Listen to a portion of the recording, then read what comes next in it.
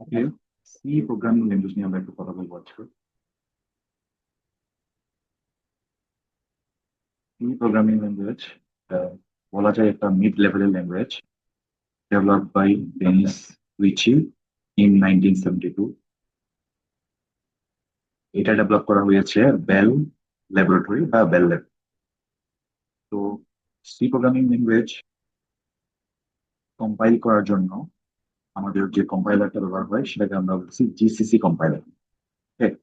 তো কম্পাইলার কিভাবে একটা কোড কম্পাইল করে এটা বোঝার জন্য আমি যদি একটা ছবি দেখাই, লাইক আমরা একটা কোড লিখলাম যেটা সি প্রোগ্রামিং ল্যাঙ্গুয়েজের সিনট্যাক্স ইউজ করে লেখা হলো, এবং ফাইলটার এক্সটেনশন হচ্ছে ডট সি। যেমন আমরা যদি কোনো ফাইলের শেষে ডট এমপি3 দেখি আমরা বুঝবো এটা একটা মিউজিক ফাইল আর অডিও ফাইল অ্যাকচুয়ালি। তারপর আমরা যদি কোনো ফাইলের শেষে ডট এমপি4 দেখি আমরা বুঝতে পারবো এটা একটা video file. Same dot TXT দেখলে বুঝবো এটা একটা টেক্সট ফাইল। এভাবে ডট সি যদি কোনো ফাইলের শেষে থাকে আমরা বুঝবো এটা একটা সি প্রোগ্রামিং ফাইল। ওকে, তো সি প্রোগ্রামিং ফাইল এই যে আমরা যদি একটু খেয়াল করি, হ্যালো অন্যান্য বিষয়, এই যে এই সিনটেক্স গুলো ইউজ করে আমরা যেটা লিখছি এটা কিন্তু আমাদের পিসি বা মেশিন বুঝে না। তো মেশিন বুঝে হচ্ছে জাস্ট 0 and 1। তো মেশিনকে এটা তার ল্যাঙ্গুয়েজে, আই মিন 0 এবং 1-এ কনভার্ট করে দেওয়ার জন্য যে ইন্টারমিডিয়েটটা আমরা ইউজ করি সেটাকে বলছি কম্পাইলার। ওকে, এখানে আসলে বিষয়টা হলো কি, আমরা যদি 1-0 ইউজ করে কোড করতাম তাতেও কিন্তু কোনো সমস্যা ছিল না, মেশিন খুব ভালোভাবে বুঝতো, কম্পাইলারের কোনো দরকারই পড়তো না। বাট তখন হিউম্যানের প্রবলেম হইতো। লাইক হিউম্যান 0-1 ইউজ করে অত বেশি বা বড়, এমন বড় কোনো কোড করতে পারবে না। তখন হিউম্যানের জন্য বিষয়টা অনেক বেশি স্ট্রাগলিং হয়ে যাবে। তাই হিউম্যানের স্ট্রাগলিং এর বিষয়টা মাথায় রেখে এবং মেশিনের রিডেবিলিটি বা মেশিনের আন্ডারস্ট্যান্ডিং এর বিষয়টা মাথায় রেখে আমরা লিখার সময় লিখি হচ্ছে ইংলিশ ল্যাঙ্গুয়েজের অনেক কাছাকাছি একটা ল্যাঙ্গুয়েজে। আর সেটাকে দিন শেষে আমাদেরকে ইন্টারপ্রেট বা সেটাকে ট্রান্সফর্ম করতে হয় মেশিন রিডেবল ল্যাঙ্গুয়েজে। আর ইন্টারমিডিয়েট হিসেবে যেটা আমাদের জন্য এই কাজটা করে সেটাকে আমরা বলছি কম্পাইলার। ওকে, এই বিষয়গুলা নিয়ে আমরা আরেকটু ডিটেল আলোচনা করব। তো এক্ষেত্রে আমি এখন যে ইন্টারফেসটা ওপেন করে আছি এটাকে বলা হয় code blocks interface. Code blocks কি? কোড ব্লকস একটা ID. Now question is what is ID? ID কে যদি আমরা একটু ইলেবোরেট করি, ইন্টিগ্রেটেড ডেভেলপমেন্ট এনভায়রনমেন্ট। ঠিক আছে? ওকে, এটাকে কেন ইন্টিগ্রেটেড ডেভেলপমেন্ট এনভায়রনমেন্ট বলে আমি এখানে একটু পরে ফেরত আসতেছি। তো আমি যদি একটা সি প্রোগ্রামিং ল্যাঙ্গুয়েজ ইউজ করে একটা কোড লিখতাম, কিছুক্ষণ আগেই বলেছি আমার ফাইলের এক্সটেনশন দিত ডট সি। তো সেই ফাইল আমরা হয়তো এভাবে লিখতাম, কিছু বিষয় থাকতো যেগুলো সি প্রোগ্রামিং ল্যাঙ্গুয়েজের সিনট্যাক্স ইউজ করে লেখা। দেন সেটাকে আমরা কম্পাইল করতাম জিসিসি ইউজ করে, জিসিসি কম্পাইলার ইউজ করে। তাহলে আমরা যদি একটু খেয়াল করি, প্রথমে আমাকে কোড লিখতে হবে, সেটা আমরা যে কোনো একটা এডিটরে লিখতে পারি, নোটপ্যাড। তারপর আমাদেরকে সেটা কম্পাইল করতে হবে, যেটা আমরা জিসিসি কম্পাইলার ইউজ করে করবো। এবং যদি নোটপ্যাডে আমরা কোডটা লিখতাম তাহলে আমরা কম্পাইল করতাম কমান্ড লাইনে। এখন কমান্ড লাইনে কম্পাইল করা এবং নোটপ্যাড বা অন্য কোনো এডিটরে কোড লেখা, এই দুইটা কাজ যদি আমরা কোনো একটা জায়গায় একসাথে করতে পারি তখন আমরা বলতে পারি যে এটা একটা ইন্টিগ্রেটেড এনভায়রনমেন্ট। ওকে, তো কোড ব্লকস আমাকে সেই ফেসিলিটি দিচ্ছে যে আমরা কোড ব্লকসে কোড লিখতেও পারি, আবার কোড ব্লকস এর মধ্যে জিসিসি কম্পাইলার ইন্টিগ্রেটেড করা আছে, যার কারণে আমরা বলছি এটা একটা ইন্টিগ্রেটেড এনভায়রনমেন্ট। আর যেহেতু আমরা ডেভেলপমেন্ট পারপাসে এটাকে ইউজ করব বা কোনো কিছু উন্নয়ন সাধনের জন্য আমরা এটা ইউজ করবো, তাই এটাকে আমরা বলছি ইন্টিগ্রেটেড ডেভেলপমেন্ট এনভায়রনমেন্ট। তো এই বিষয়টাই আসলে এখানে লেখা হয়েছে, কন্টেন্টস এডিটর প্লাস কম্পাইলার, সাথে আরো অনেক কিছু আছে। তার আগে আহ এই দুটা পাবো। এবার কম্পাইলার আসলে কিভাবে কাজ করে, কম্পাইলারের সাথে রিলেটেড একটা টার্ম আছে, এটাকে বলা হয় ইন্টারপ্রেটার। তো ইন্টারপ্রেটার আসলে কম্পাইলারের মতোই কাজ করে। যেমন আমি যদি একটা এক্সাম্পল দিয়ে বিষয়টা বোঝানোর চেষ্টা করি,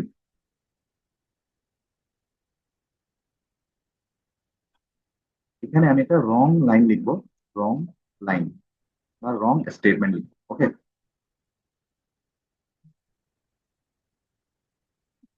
আমি অ্যাকচুয়ালি এভাবেই লিখি যে এখানেও সেম এই বিষয়টা রাখলাম, বাট এখানে ডিফারেন্ট ভাবে লিখবো যে এখানে সেমিকোলনটা দিব না, আর সেমিকোলন না দিয়ে কোনো স্টেটমেন্ট সি প্রোগ্রামিং ল্যাঙ্গুয়েজে লেখা পসিবল না। হোয়াট ইজ স্টেটমেন্ট সেটা একটু পরে বলবো। তারপর এখানে আমরা লাইক দিলাম। তো এতটুকু পর্যন্ত কারেক্ট, জাস্ট একটা সেমিকোলন দিয়ে নাই, এই কারণে এই লাইনটা রং। তারপর আমি এখানে আরেকটা লাইন লিখবো, যেখানে আমরা হচ্ছে বাই বাই ওয়ার্ড। ওকে, তাহলে বিষয়টা দাঁড়াইলো আমার 21 নাম্বার লাইন কারেক্ট, আমার 22 নাম্বার লাইন রং, 23 নাম্বার লাইন আবার কারেক্ট। সো এই কোডটা যদি আমরা কম্পাইলার ইউজ করে কম্পাইল করতাম তাহলে কি হতো? কম্পাইলার উপরের লাইনগুলা আমরা আপাতত ইগনোর করি, বোঝার সুবিধার্থে আমি 21 নাম্বার লাইন থেকে বলার চেষ্টা করি। সে 21 নাম্বার লাইনটা দেখবে, yes it is correct, so সে কনসিডারেশনে রাখবে এটা। তারপর 22 নাম্বার লাইনে এসে দেখবে এখানে ইস্যু ফেস করতেছে, যার কারণে 22 নাম্বার লাইনটা এক্সিকিউট হতে পারলো না বা কাজ করলো না। এবং এরই ফলশ্রুতিতে সে 23 নাম্বার লাইনেও আর আসতে পারবে না, বা 23 নাম্বার লাইনে কোনোভাবেই আর কাজ করবে না। বা বলতে গেলে ওভারঅল কোনো কিছুই আমরা দেখতে পাবো না, যদিও আমার 21 নাম্বার লাইন কিন্তু 100% কারেক্টই ছিল। অর্থাৎ কম্পাইলার ইউজ করে আমরা যখন করবো, সে 21 নাম্বার লাইন কারেক্ট ঠিক আছে, কিন্তু 22 নাম্বার লাইন তো ভুল। তো সবকিছু একবারে চেক করার পরে ওকে সার্টিফিকেশন পাইলে দেন সে হচ্ছে লাইন বাই লাইন আউটপুট দেখানো বা তার কাজগুলো করা শুরু করতো। এবার সেম কোডটা বা সেম বিষয়টা যদি আমরা ইন্টারপ্রেটার ইউজ করে করতাম, তাহলে 21 নাম্বার লাইনে যেহেতু সে কারেক্ট লাইন পাইছে, 21 নাম্বার লাইনের কাজটা সে কমপ্লিট করতো, I mean welcome to coding world সে প্রিন্ট করে দিত। তারপর 22 নাম্বার লাইনে এসে দেখবে সে ইস্যু ফেস করতেছে, তাই ওই লাইনটা সে এক্সিকিউট করতে পারবে না বা এই কাজটা করতে পারবে না, যার কারণে সে আর 23 নাম্বার লাইনে আসবে না। অর্থাৎ যতক্ষণ না পর্যন্ত ইস্যু ফেস করতেছে তার আগে পর্যন্ত সে কিন্তু কাজ করে যাবে। আই মিন সে পুরাটা একবারে কম্পাইল করে আমাদের জন্য আউটপুট বা ফাইনাল টাস্ক সে কমপ্লিট করে না। অর্থাৎ সে শুরু থেকে করে করে আসতে থাকে। আর কম্পাইলার ইউজ করলে যেটা হইতো, সে অবশ্যই লাইন বাই লাইনই সে আগায়, কিন্তু সেই কাজটা এক্সিকিউট করা শুরু করবে যখন দেখবে যে ওভারঅল সবকিছু ঠিকঠাকই আছে, মানে ইন এ হোল যদি ঠিক থাকে তাইলেই সে কাজ করবে। তো এই কারণে এখানে আমরা একটা লাইন লিখেছি, compiler works in a whole and interpreter works line by line.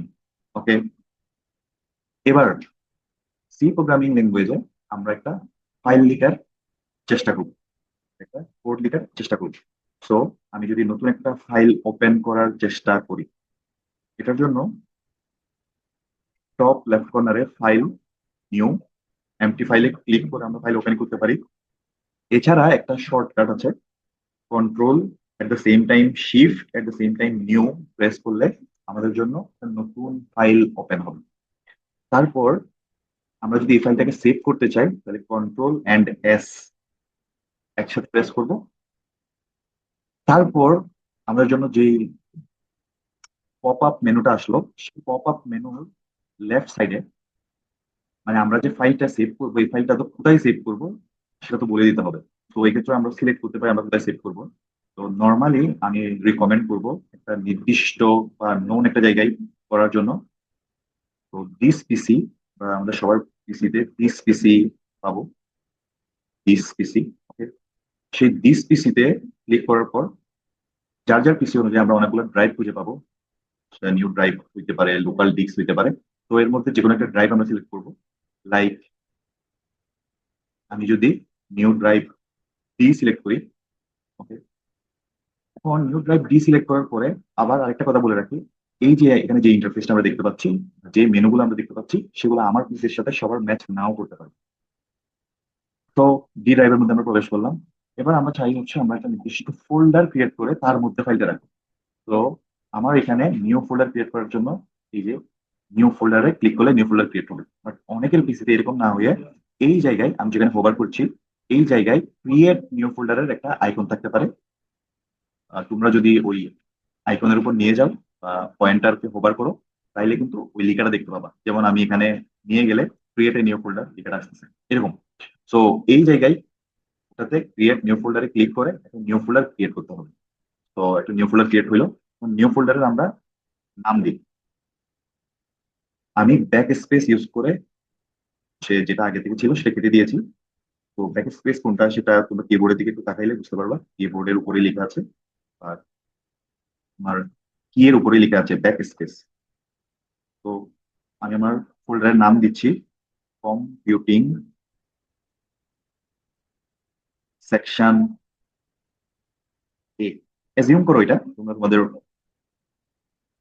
Necessity অনুযায়ী বা রিকোয়ারমেন্ট অনুযায়ী যে কোনো নাম দিতে পারো। ওকে, দেন প্রেস এন্টার। আবার এখানে ডাবল ক্লিক করে আমরা সেই কম্পিউটিং ফোল্ডারের মধ্যে প্রবেশ করতে পারি। ওকে, আমরা এখন কম্পিউটিং ফোল্ডারের মধ্যে প্রবেশ করেছি। এখন যদি একটু খেয়াল করি, এই যে আনটাইটেল টু বিষয়টা,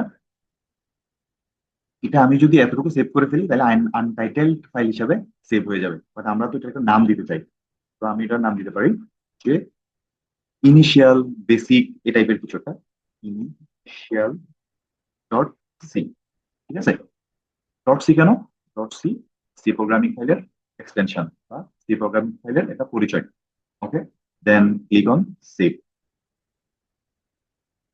এখানে একটা বিষয় বলে রাখি, আমি যখন নতুন ফাইল ওপেন করেছিলাম তখন আমার ফাইলটা ছিল আনটাইটেল টু ডট সি। তো এক একজনের এক এক রকম হইতে পারে, কারো ক্ষেত্রে সেটা আনটাইটেল ডট সি হইতে পারতো, আনটাইটেল ওয়ান ডট সি হইতে পারতো, আনটাইটেল টু ডট সি হইতে পারতো। তো এটা নিয়ে আসলে চিন্তা করার কিছু নেই। ওকে, এবার আমি এই অংশগুলা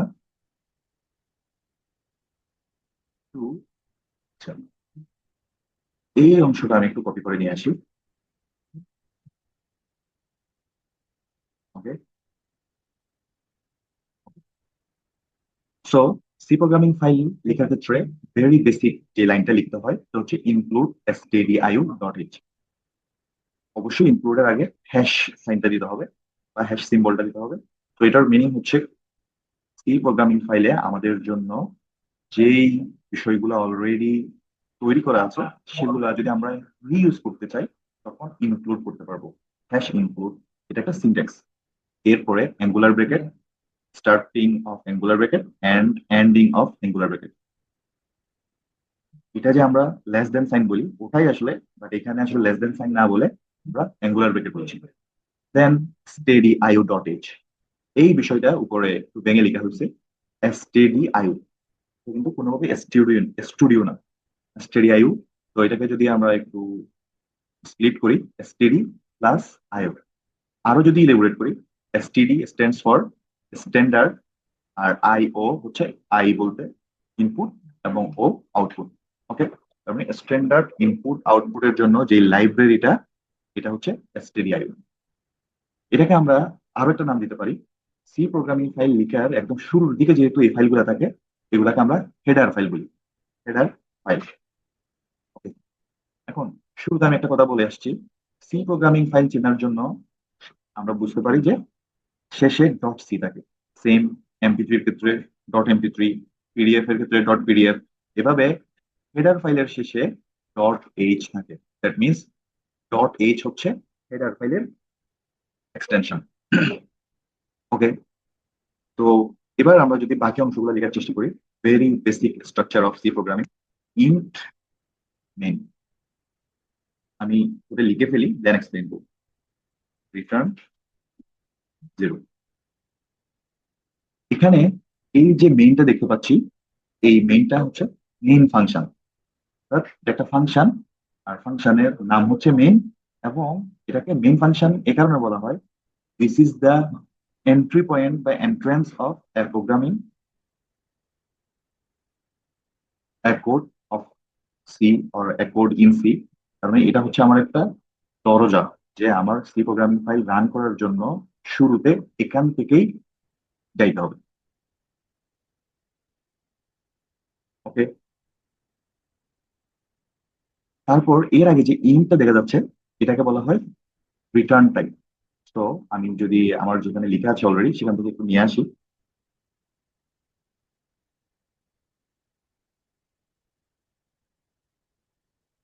বিষয়টা এখানে লিখছি।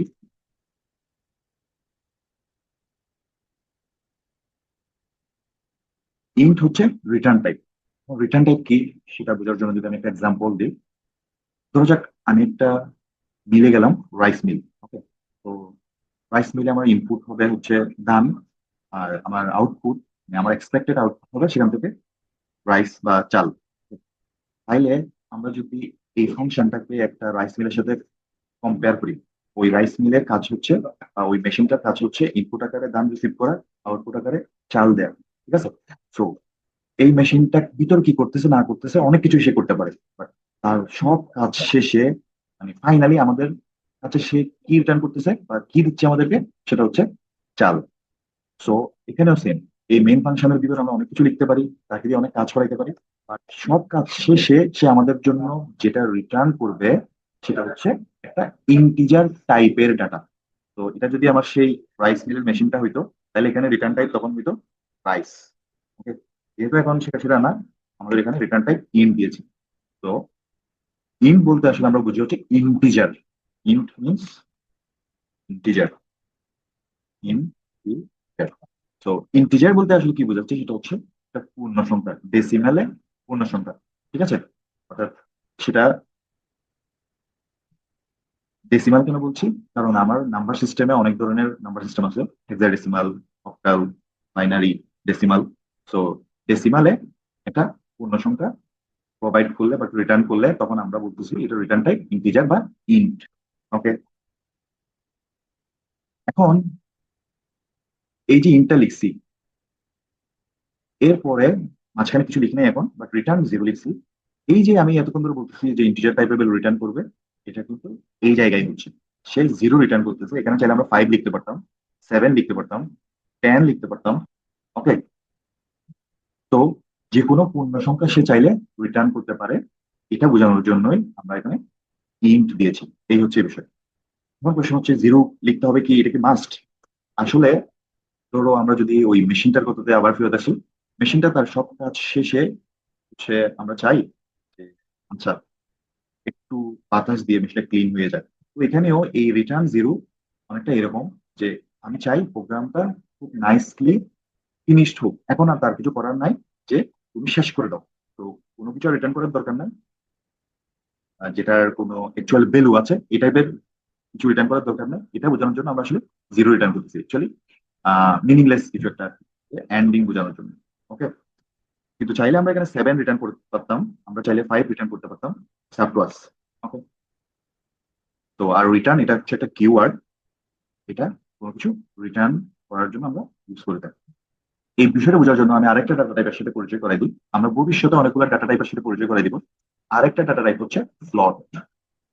ফ্লট, ওকে, এটাও ডেসিমাল নাম্বার সিস্টেমে কাজ করে, আর ফ্র্যাকশনাল ভ্যালু। ঠিক আছে?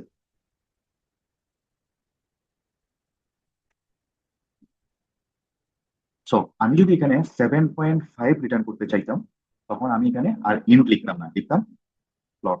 তো আশা করি ব্যাপারটা বোঝাতে পেরেছি যে আমি ফাইনালি এই ফাংশনের কাছ থেকে কোন টাইপের ভ্যালু রিটার্ন চাচ্ছি, সেটা আমাকে শুরুতে লিখে দিতে হবে, সেটা ইন্টিজার, ফ্লোট বা আদার ডাটা টাইপ। ওকে, তো যেহেতু মেইন ফাংশনে আমরা ট্রেডিশনালি, কনভেনশনালি রিটার্ন জিরোই লিখি, কারণ আমাদের আসলে এর পরে তার কাছ থেকে কোনো এক্সপেকটেশন থাকে না, যে তুমি জিরো রিটার্ন করে প্রোগ্রামটা কমপ্লিট করো। ওকে, সাথে আরেকটা বিষয়ের সাথে পরিচয় করে দিতে পারি, সেটা হচ্ছে ভয়েড। তো ভয়েড মানে হচ্ছে আসলে এমন একটা টাইপ যেটা কিছুই বুঝায় না, নাথিং, এমটি।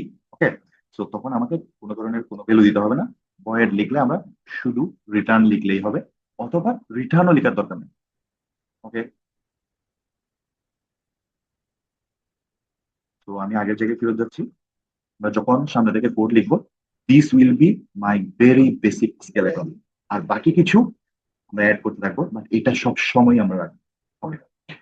তো আমি বলেছি মেইন ফাংশন না থাকলে আমার কোড রান করা পসিবল হবে না, তার মানে আমার এক্সিকিউশন পয়েন্ট হচ্ছে এই main function.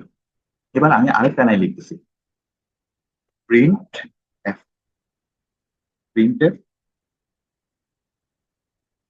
Welcome to coding world. Okay, এই যে আমি আরেকটা লাইন লিখছি, এই লাইনটার কাজ হচ্ছে প্রিন্ট করা। সে প্রিন্ট করবে ওয়েলকাম টু কোডিং ওয়ার্ল্ড। ওকে, তো এখানে আমি কয়েকটা বিষয় নিয়ে কথা বলবো। এই যে প্রিন্টের, এটা লেখার মধ্য দিয়ে সে যে এটা প্রিন্ট করবে, এটা সে কেমনে বুঝতেছে? এই যে বিষয়টা প্রিন্ট করা বা ইনপুট নেওয়া, এই বিষয়গুলা বলে দেওয়া আছে কোথায়? stdio.h নামে যে হেডার ফাইলটা আছে, ওই হেডার ফাইলে বলে দেওয়া আছে যে, যেটা বলছিলাম, এই যে প্রিন্ট এফ লিখলে যে প্রিন্ট করবে এই বিষয়টা বলে দেওয়া আছে আমার stdio.h এই ফাইলের মধ্যে। এই ফাইলটা হেডার ফাইল, এবং এটা কোথায় আছে সেটা যদি আমরা একটু দেখানোর চেষ্টা করি। এটা আমরা যখন আমাদের ফুড ব্লকস ইনস্টল করি বা কম্পাইলার ইনস্টল করি, কম্পাইলার আমরা আলাদা করে ইনস্টল করতে পারতাম, আর ফুড ব্লকস যখন আমরা ডাউনলোড করে ইনস্টল করি তখন আমাদের ফুড ব্লকস আমাদের জন্য ওই কম্পাইলার ইনস্টল করে আর কি আমাদের হয়ে। তো এটা কোথায় আছে আমি যদি একটু দেখাই, লোকাল ডিস্ক সি, আমার পিসিতে এরকম, অন্য পিসিতে অন্যরকম হতে পারে। Program files 86। তো আমরা জানি আমরা যখন কোনো সফটওয়্যার ইনস্টল করি তখন সেটা 64 বিটস এর হইতে পারে অথবা 32 বিটস এর হইতে পারে। 64 বিটস এর গুলা বাই ডিফল্ট প্রোগ্রাম ফাইলস, এবং 32 বিটস এর গুলা by default program files cross 86 এ জমা হয়। ক্রস 86 আসলে কি ইন্ডিকেট করে সেটা মাইক্রোপ্রসেসরের সাথে একটু রিলেটেড, আমরা আজকে ওইদিকে যাব না। আমি যদি এর ভিতরে যাই, ফুড বক্স পেলাম, মিনজিডাব্লিউ, লাইব্রেরি, জিসিসি, মিনজিডাব্লিউ 32, ইনক্লুড, এর মধ্যে stdio.h এই ফাইলটা, এই হেডার ফাইলটা, যে টাইপ হেডার ফাইল করছে, এই ফাইলটা কিন্তু আছে। সো এটা আমি আসলে একটু দেখানোর জন্য যে আমাদের এই হেডার ফাইলগুলা আসলে কোথায় থাকে এটা দেখানোর জন্য। ওকে, সো আমরা তো ইনপুট নেই নাই, বাট ইনপুট নিলে কি লিখতে হবে বা কি লিখলে ইনপুট নিবে, কিভাবে কাজ করবে, এগুলোও এই stdio.h বলা আছে। ওকে, এ ধরনের আরো অনেকগুলো লাইব্রেরি ফাইল বা হেডার ফাইল আমরা এর প্রয়োজন বোধে ইনক্লুড করতে পারি। ওকে, আর দু একটা কথা বলে আমি বিষয়টা শেষ করব।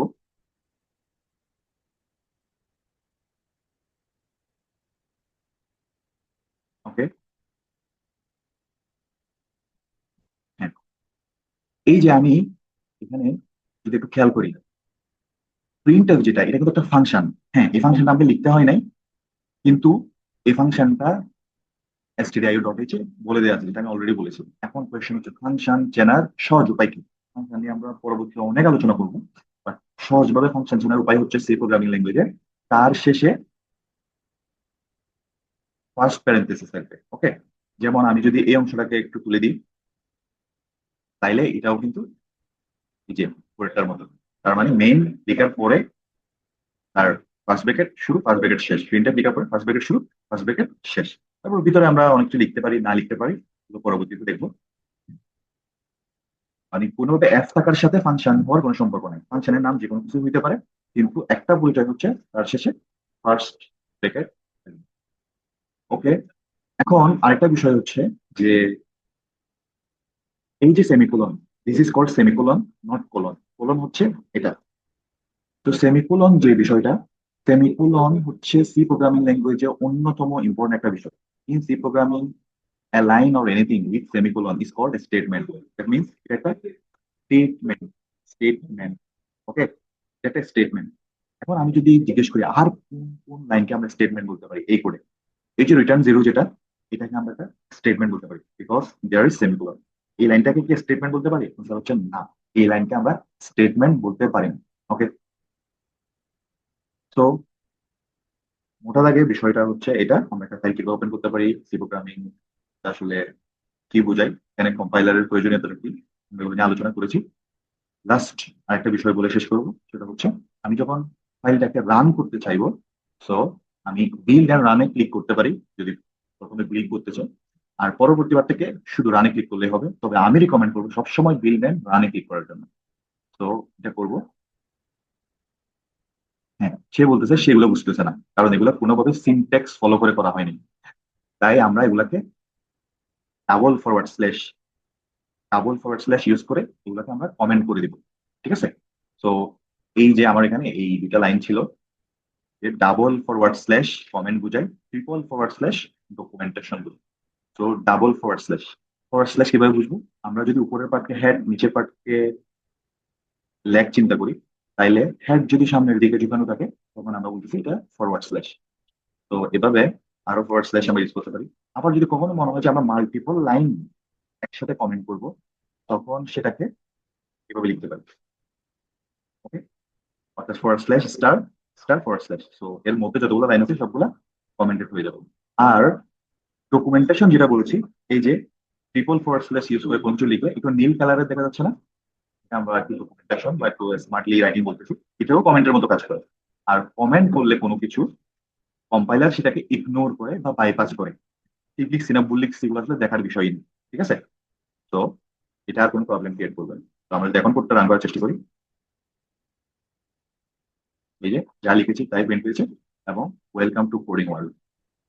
আর এই যে কালো পর্দা যেটা, এটাকে বলা হয় কনসোল। কনসোল, এটা কালো পর্দা বলেছি আমরা, ঠিক আছে, বাট সবসময় কালো থাকবে, নট লাইক দ্যাট।